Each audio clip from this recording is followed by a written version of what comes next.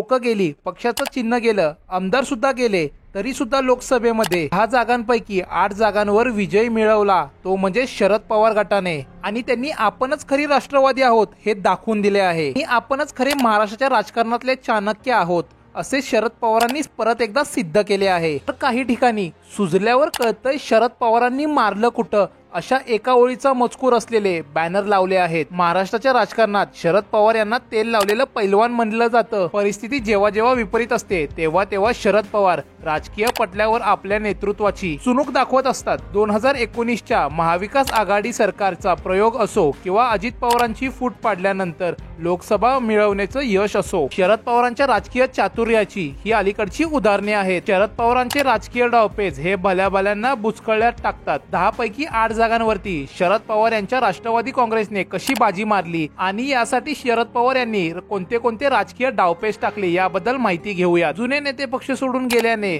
पक्ष उभारणीसाठी शरद पवार यांनी जुन्यांना परत आणण्यापेक्षा नवीन चेहऱ्यांना संधी देऊन लढत देण्याची नीती यशस्वी ठरवली। नवीन चेहरे निवडतानाही त्यांच्यातील राजकीय चाणक्यपणा दिसून आला। 10 उमेदवारांपैकी बारामतीच्या खासदार सुप्रिया सुळे आणि शिरूरचे खासदार डॉक्टर अमोल कोल्हे हे 2 उमेदवार वगळताच अन्य सर्व उमेदवार राजकारणासाठी नौकेच होते। शरद पवार यांनी नव्या चेहऱ्याची निवड करतानाही संबंधित मतदारसंघाच्या राजकीय आणि सामाजिक परिस्थिती पाहून केल्याचे दिसून आले। त्याचबरोबर उमेदवाराची मतदारसंघातील प्रतिमा पाहून उमेदवार उभे केले। नगरमध्ये आजवर अनेक वर्ष पिढ्यानुपिढ्या वर्चस्व असलेल्या विखे पाटील घराण्यातील सुजय विखे पाटील हे समोर असताना अगदी सामान्य कुटुंबातील काम करणारा कार्यकर्ता अशी प्रतिमा असलेले निलेश लंके यांना उभे केले। बीडमध्ये भाजपच्या पंकजा मुंडे या उमेदवार असल्याने मराठा विरुद्ध ओबीसी अशी लढत होण्याची शक्यता गृहीत धरून शरद पवार यांनी अगदी नौखे असलेले परंतु बीडमध्ये प्रभाव असलेले बजरंग सोनावणे यांना उभे करून या मतदारसंघाचा निकालच बदलला आणि मराठा आंदोलनाचा झटका भाजपला शेवटी बसलाच। बारामतीत तर शरद पवारांच्या अस्तित्वाचा प्रश्न होता,